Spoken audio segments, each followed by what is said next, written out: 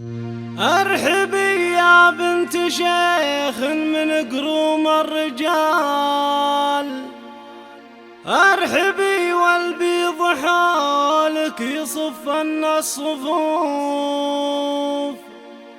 ام عبد العزيز حي طاريك يا اغلى الغوال، اقبلي على المنصة وخلق الله وقوف.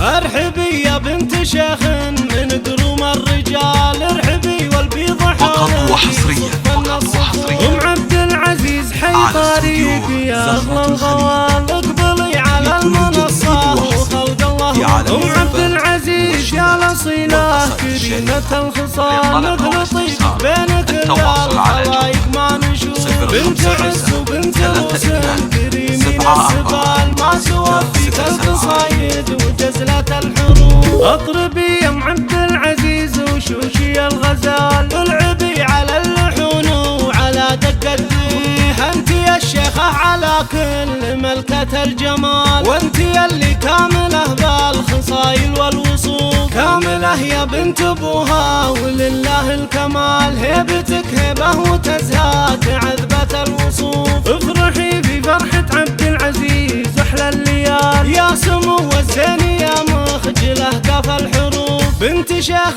طيب الساس مدهل الثقال، ابو عبيد بالعز والطيب والجود معريح. شايع صيته مع الناس وفعوله جزال، فالشدايد موقعه في مقدمة الصفوف. فيه وعيالك هل العز وزحول الرجال، مقدر من رؤوسكم من صقيلين السيوف. والله يبارك لعبد العزيز وسنينه طوال، ليلة في العمر افراحها حوله تطوف. والبنات الزين فيهن واوصف الجمال، الغرارة والفرنسي خذت ارقى الوصوف. ام عبيد احلى الغنادير مضرب للمثال، في ام عبيد احتارت ابيات شعري والحب.